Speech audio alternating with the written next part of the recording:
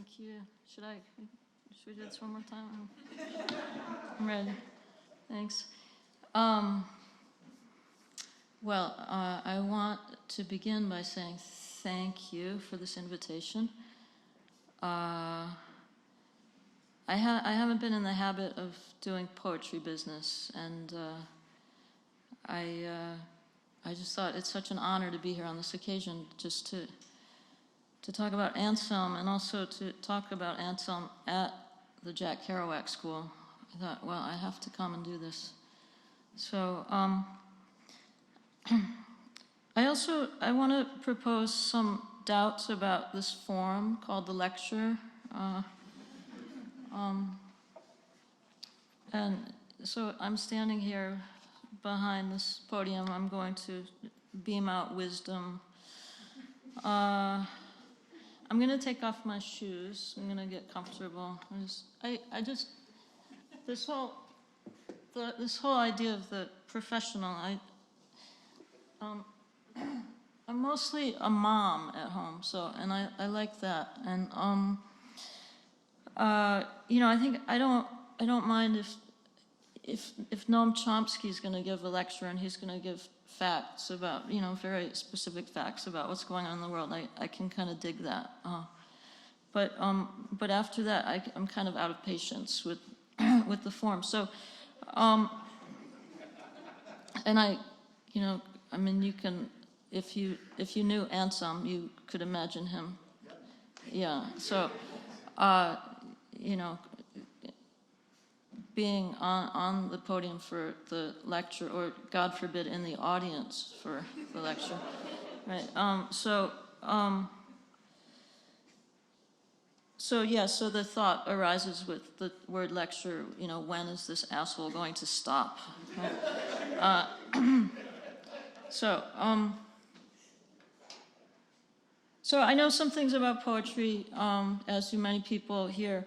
I've been thinking a lot about Anselm's work over the last couple of months, and about his community as well. And I've been taking these notes. I've also been telling these stories to my daughter, trying to get ready for this. She's 5, so I've been telling her stories about Anselm and about poetry. So that felt more comfortable, the idea of kind of tribal storytelling rather than professing some great truth. So what I have here are some propositions about Anselm's work and about the work of his friends. So once upon a time, it was the summer of 1998, sometime in late August. I brought my cat Harry along, and we flew from New York City to Denver, Colorado. We went to Jane and Anselm's house because we were going to live there for 4 months while Jane and Anselm were in France. When we arrived in Boulder to 14th Street, Harry met Jane and Anselm's cats, Zophiel and Phineas. Harry aggressively chased Phineas. Zophiel ate little chunks of cantaloupe, and Harry chewed on corn husks out on the wooden deck in the backyard. We all met on that patio for lunches, me, Anselm, Jane, Harry, Zophiel, and Phineas. There, Jane kept a garden in the middle of the high desert of the Rocky Mountains. There were bright yellows and blue and purple, although I think that the blue isn't there. It was really bright purple and yellow and maybe some pink. And there are those lovely, lovely, rough, rusty pink cone flowers. And the sky was full of stars at night. The occasional mule deer roamed across the lawn. Harry, the city cat, was terrified. Those mule deer fawns cavorting in the backyard, Anselm captured them in a poem. Those mule deer fawns cavorting in the backyard paid for, fawns a plus.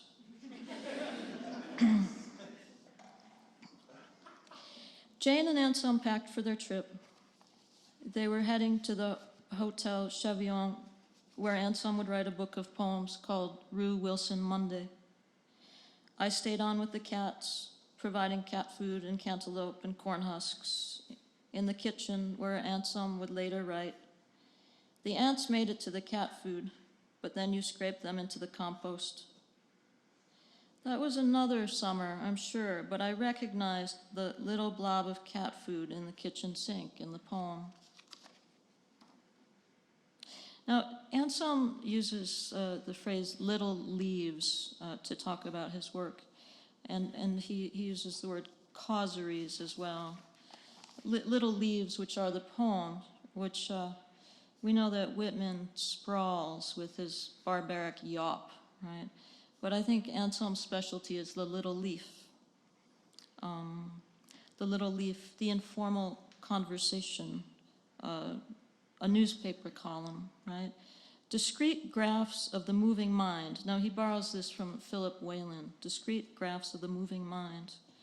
Sometimes it's the anecdote crafted into a poem, and there I think of Joanne Kiger, one of his contemporaries, right? This is Anselm's art, reporting on the mule deer fawns. Imperial president cavorting on the deck of expensive killing vessel paid for by you and me, president, no bonus. I went to the OED today to look up anecdote, and here's the first definition. Secret, private, or hitherto unpublished narratives or details of history. You see, it's nice, it's not slight, it's very serious, right? Secret, private, or hitherto unpublished narratives or details of history. When I finished grad school, I had a poet friend who warned me against moving to New York and hanging out at the Poetry Project. And she said, they write futon poetry there. So, you know, they write about mule deers and little blobs of cat food in the sink and futons. So think of a poem by a 20-something-year-old Allen Ginsberg on the porch in Berkeley in his underwear. On the porch, in my shorts, auto lights in the rain. Okay, so this is a haiku from America, and this is the country America Anselm arrives to in the early 1950s, just about the time that, a little bit before Ginsberg writes that poem. So in defense of futon poetry and Anselm's mule deer and Allen's underwear, I'm going to read a haiku by the Japanese poet Issa. Don't worry, spiders. I keep house casually. So now we have little leaves, informal conversation, newspaper columns, discrete graphs of the moving mind, and a casually kept house. Robert Duncan, in a lecture, calls the poem an ill-kept garden. There's a great talk, and I think it's at the Berkeley conference in 1965, and he says, John Wieners came out to visit us in Stinson Beach, he says. Duncan and Jess were in Stinson Beach in the late 1950s. And he said, Wieners looked out at the garden and he said, you weed your garden. William Carlos Williams would never weed his garden. And Duncan says to Wieners, well, you know, we want lettuces, so we get those weeds out of there. But Duncan, you know, doesn't weed the poem. So where Anselm's little leaves came from and where Anselm came from, these were the questions that Harry the cat and I were asking ourselves when we moved in with Jane and Anselm. I had met Jane and Anselm the previous summer when I came to teach at Naropa for the first time. But now, in that late summer of 1998, standing in the kitchen talking to Anselm, I was pretty startled by the blue of his eyes and by the way he focused his gaze past me over my shoulder. I asked Jane about this because Brackage did that too. He had a way of not looking at, you were having a conversation, but there was someone, it was as if someone was behind you. And Jane said that, Anselm said that Native Americans didn't make a direct eye contact, right? And this was Anselm, but he was shy. He was shy. He was deeply cheerful and usefully skeptical, and he was laughing, always laughing. And I'm not going to describe the laugh because you say deep laugh and you think of Santa Claus, but you have to listen to his lectures online and hear his voice. When Anselm scooped Harry up into his arms for an unexpected cuddle, Harry was equally startled. But that's when I realized who Anselm was. I think you have to judge a person by how they pick up a cat. Right? But apologies to the allergic in the audience. Where Anselm came from. This is a quote. This is from there's some quotes that he has autobiographical pieces from his book of essays, Cause and Causeries. That's where a lot of this kind of material comes from. A person raised both above and down below in World War II air raid shelters in a family divided by Axis and Allied sympathies. Right, so there's a heavy political context here. Especially for those of us, there are a lot of us here who are not within the range of the Second World War in any way, right? Glorifications of heroism and nationalist mythology were not only boring, but repugnant, he says. He says, I love the America of early anarchist communes, of the IWW, of the Lincoln Brigade, of the WPA, and thus feel close to the strains of the 60s that derive from that tradition. There are contexts for Anselm on both sides of the Atlantic. His first three languages were Swedish, German, and Finnish. His father translated prolifically. He said, I remember him saying, his mother's only rule in the house was that a sentence had to start and end in the same language. English came later, and Americana came quickly in adolescence with an American Field Service scholarship to Cedar Rapids, Iowa. Okay, here's another quote. This was 1951. My hosts turned an unhealthy color when I told them I really liked Henry the air-conditioned Nightmare Miller. They certainly hadn't heard of bebop, and even if they had, they would have disapproved of it, as they disapproved of the teenagers from downtown Cedar Rapids with whom I struck up friendships from across class lines.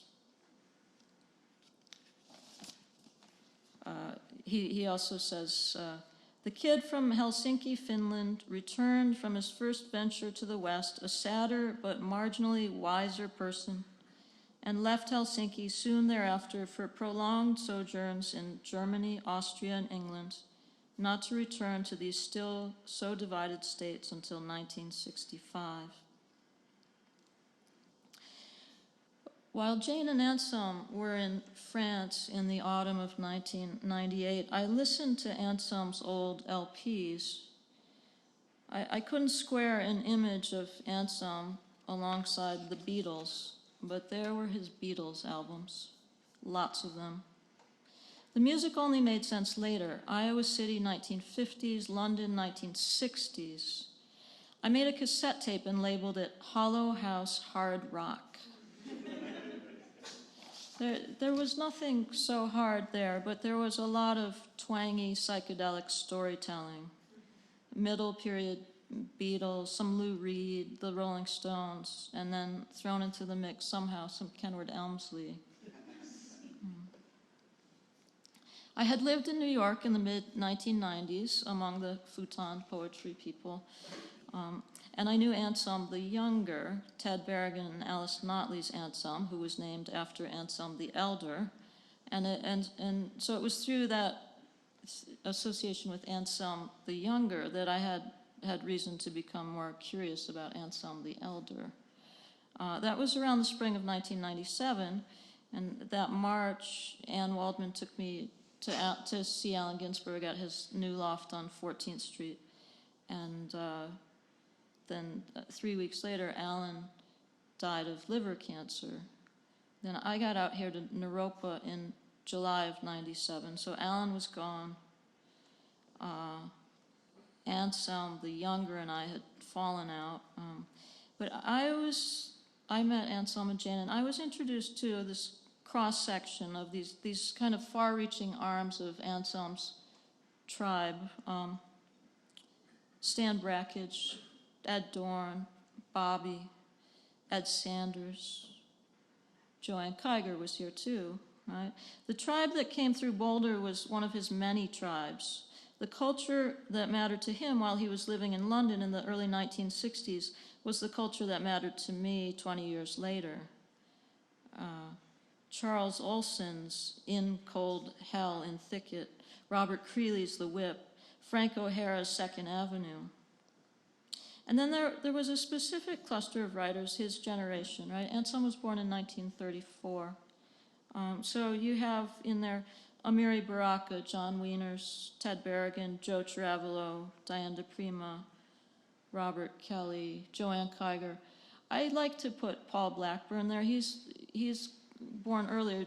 Blackburn's 1926, but so there's that wonderful constellation in 1926 of Ginsberg, Creeley, Blackburn, Ashbery, right, and right around there O'Hara and Spicer and all those guys.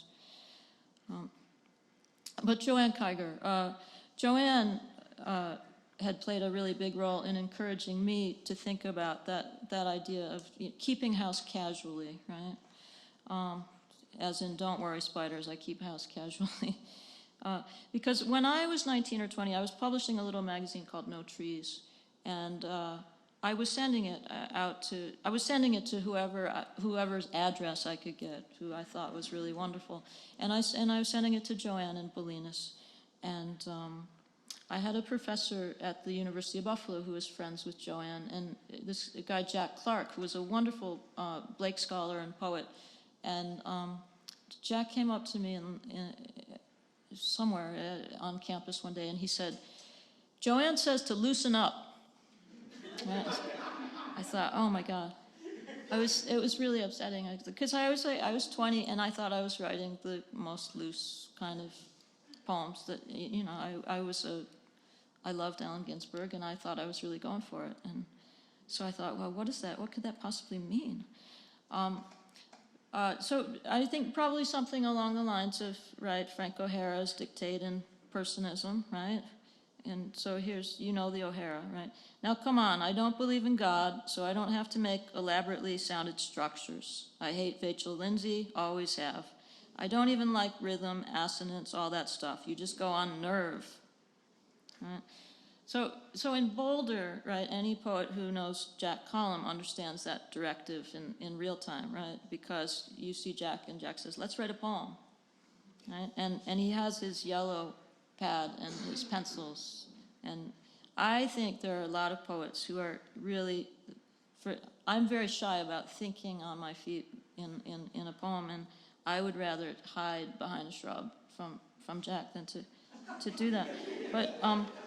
But so loosening up. But listen to this. This is Anselm. Listen to how he's going to loosen up Ezra Pound here. So this is, Pound, the opening of the cantos, right? And then went down to the ship, right? Set keel to breakers, forth on the godly sea.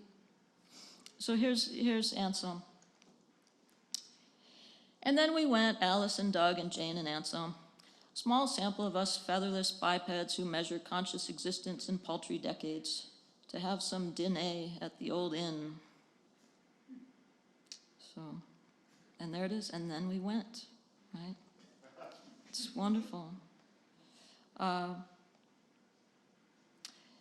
Okay, so now we have little leaves, we have informal conversation, we have newspaper columns, we have discrete graphs of the moving mind, we have the casually kept house, and we have you just go on nerve, as O'Hara says, right? But where else does Anselm come from? Here's another quote. Late in 1957, I received in the mail an advertisement from a Helsinki newspaper, the British Broadcasting Corporation's European Services, whose brief was Projections of Britain, were looking for a program assistant for their Finnish section to work on shortwave radio broadcasts from London to Finland. I was hired, and from the beginning of 1958 to mid-1967, I lived in London. So let's go back to the news broadcaster at work in Anselm's poems. Okay, I'm going to go back to the mule deer. Okay, so here's the broadcast. Mule deer fawns cavorting in the backyard. Backyard paid for. Fawns a bonus. Imperial president cavorting on the deck of expensive killing vessel paid for by you and me. President, no bonus. Young humans dying in a country occupied to the tune of millions of dollars a day, paid for by you and me. With stupidity, even the gods struggle in vain. I am really compelled here to pull in a similar thread in Ed Dorn's work, because I think, with Ed Dorn we have broadcasts, but also this idea of the op-ed column, right? And if you know the abhorrences, you kind of know this line in Dorn. But there's this great Dorn poem called "Wait Till the Christians Hear About This." I really like this. It's okay. Wait till the Christians hear about this. In his effort to get prayer into the schools, President Reagan reminded us that ancient Romans and Greeks fell when they abandoned their gods. Students needn't pray exactly. For instance, they might think for a while before school starts. If he means that, thought could get the biggest boost it's had for years. Maybe they could think about some Greek myths. And what about sacrifices? I wouldn't mind seeing Cap Weinberger on a spit. Maybe they could consider the Aztecs. I wouldn't mind at all seeing Jean Kirkpatrick's frosty heart raised to the heathen skies. That's great, huh? Yeah. So the connection to Dorn is also a connection to Tom Raworth, right? This is the London period. And it's in London in 1960 or 1961 that Anselm met Tom Raworth. And I suspect that of everyone I'm going to talk about, that maybe Raworth is the poet that some of you don't know, and because he is over across the Atlantic. And if you don't know him, you should, because he's a fantastic poet.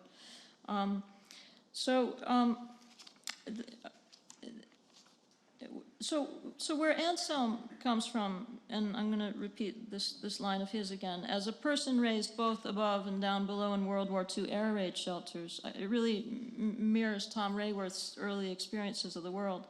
And I want to propose that the word that Reed used, that out of Kerouac, that, this idea of the spontaneous, it also, there's a sense of immediacy, and of course Olson's idea of instanter, of one perception leading directly to the next, right? And I think, we're with Anselm and with Tom Raworth, we're looking at a generation that I think fully comprehends, through this childhood experience of the war, that the next instant is not a given by any means, right? So listen to this. This is a note from Tom Raworth's book called A Serial Biography. The queue for oranges, over in the park beside the empty swimming pool, the anti-aircraft guns. After the war, the empty sites used for cycle speedway. 2 streets away, more guns dug in on a road island. The names of the shelters: Anderson, the one dug deep in the garden and roofed with corrugated iron and sandbags. Morrison, the one in a room, like a table made of iron girders and wire mesh. You were supposed to sleep inside it every night. Watching the water run downstairs when the shrapnel ripped through the tank. And all that summer filling in a crater with rubbish. Derek still keeping the tattered label marked dead in pencil that they'd put round his neck when they pulled him out. There's something else that Tom and Anselm have in common, and that's in this practice of writing process. I think Anselm describes his process of writing in a panel discussion here at the Jack Kerouac School. He says, the methods I use to make my poems are various. I write lines, I edit them, I cut and paste, I rearrange. I have incorporated into my writing found, appropriated, rearranged, otherwise altered, or recontextualized written material. Tom Raworth describes his own practice of writing in similar terms in a letter to Martin Stannard. This is from 1991.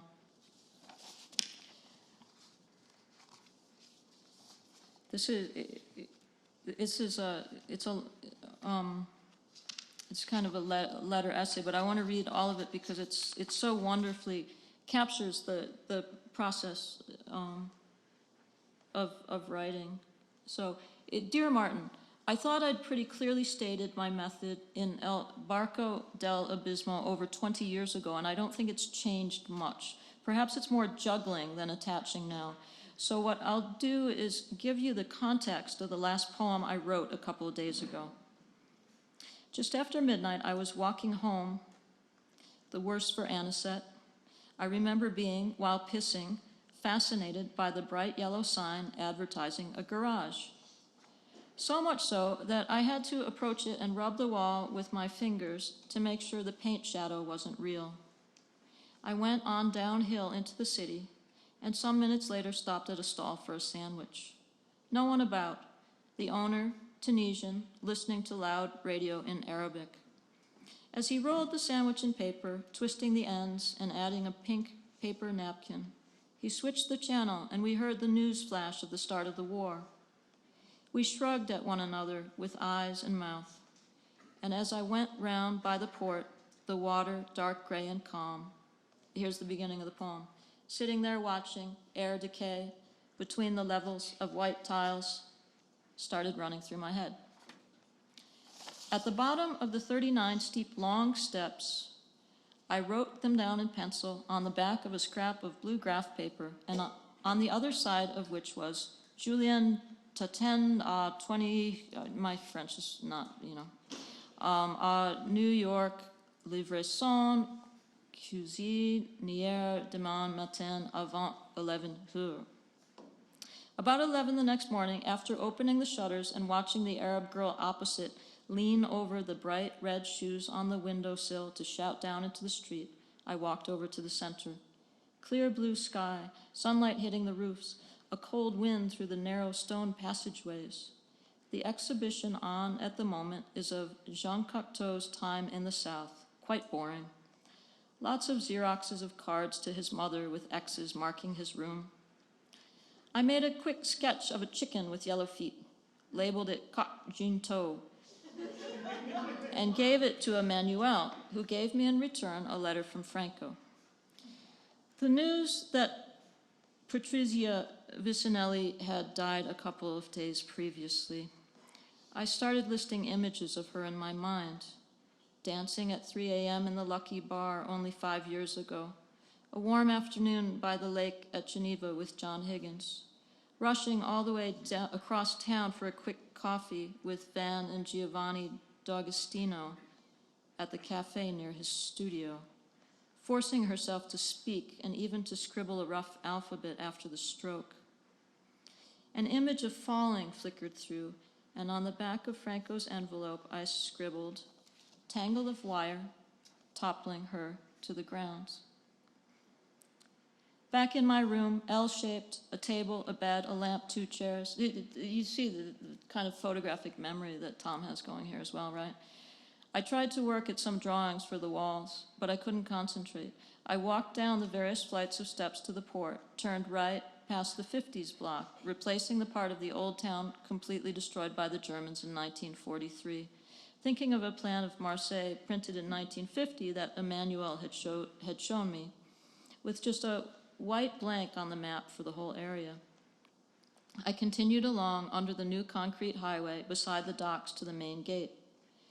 There I spent the afternoon alone, watching Tipasa come in from Algiers, the emerald light, rusty, heavy at the stern, listing to port, leaving for Dublin. A couple of fishing boats rolling in the swell. Clouds flickered over. The sea and horizon changed color continuously. When I got back to my room, on the envelope was, by the side of the numbers, polished petrol tank. Unlike what he saw, leaned down and picked up. Hoardings jutted out. Evening, water running down the central groove of the stone steps as the cleaners, blue trousers, obviously standard issue and size, as the white inverted V on the leg, sometimes cut off, sometimes with 6 inches of color below it showed. Swept away the day's dog shit. The plastic bags of rubbish, handles tied into rabbit ears already on each corner. I wrote some letters, closed the shutters, switched on the lamp, and listened to the news. Ejected from the reel, far away breathing, to hold on to, gloved fingers, meshing, appeared. Before going to sleep, I played with the lines, taking 14 as the length I've always been happy with for a while. In the morning, I read it again, with the windows open, chill wind through the room, coffee spitting on the hot plate. So here's the whole poem. Sitting there watching air decay between the levels of white tiles, he saw tangles of wire, a polished petrol tank, hoardings jutted out by the side of numbers to hold on to, far away breathing, ejected from the reel, gloved fingers meshing, toppling her to the ground. In memoriam, Patrizia Vicinelli. You know, I want to focus on one particular part of Tom's letter here, right? And this line where he says, I continued along under the new concrete highway beside the docks to the main gate. There I spent the afternoon. Right? There I spent the afternoon alone, watching the Tipasa come in from Algiers, the emerald light leave for Dublin, a couple of fishing boats rolling in the swell, clouds flickered over, the sea and horizon changed color continuously.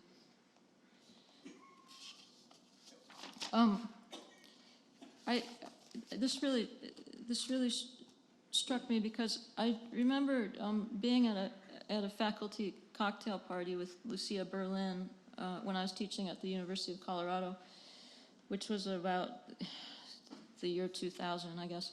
And she told me about getting an NEA grant and writing a report, one of those reports that you write to the grant agency at the end of the year, you know, and she said she decided she was going to be totally honest about what she had done, how she had spent the grant money. So she wrote this report, you know, and she said she got up every morning and she went for a walk, and then she watched some ducks at the pond, and that was it. Right?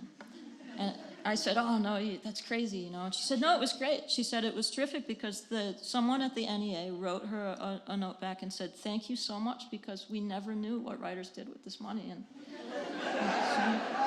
so right? So now we have little leaves, informal conversation, newspaper columns, discrete graphs of the moving mind, the casually kept house, futon poetry, right? You just go on nerve, and then sitting there watching the ducks. Okay? So here's the Raworth poem again. Just it's the deliberateness of the composition that's really amazing to me, right?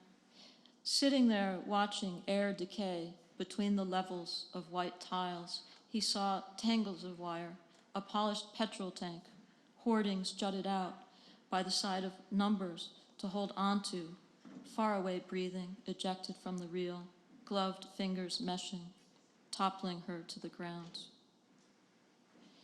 Now here's a similar poem of Anselm's. This is from the end sequence of Rue Wilson Monday 40. Okay.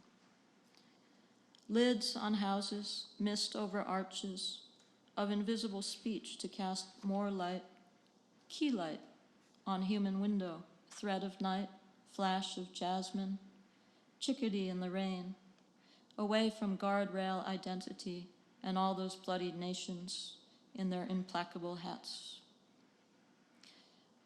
And you hear that in the scaffolding of that composition process, right, where he says, I cut and paste, I rearrange, I have incorporated into my writing, found, appropriated, rearranged, otherwise altered, or recontextualized written material. Now there's a poem from Guests of Space. Oh, I thought I was going to go on forever. It's only 35 minutes. That's great. So that's, see, so you don't have to say, oh, when is that asshole going to stop? That's great.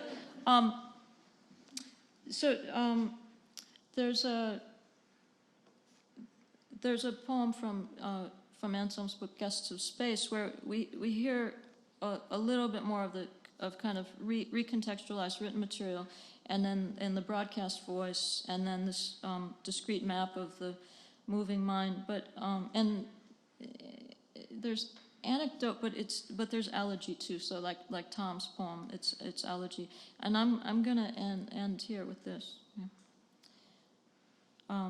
There's a little, I'll tell you, there's a little quote from Donald Rumsfeld here where he's talking about the looting of Iraq's National Museum. Suits for the dead, lawsuits for the dead, in war worlds, whirlpool, sluggish explosions, hope, apathy, wine, roar. Rumsfeld drawing laughter from reporters.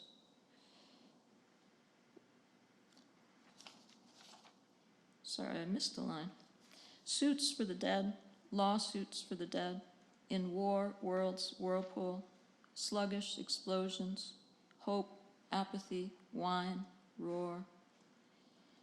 I mean, how many vases do they have in there? Rumsfeld drawing laughter from the reporters. We live under a system by which the many are exploited by the few, and war is the ultimate sanction of that exploitation, said Harold Lasky. Written while recreating a death attended to over the telephone. Ah, America, such an expensive dream. Thank you.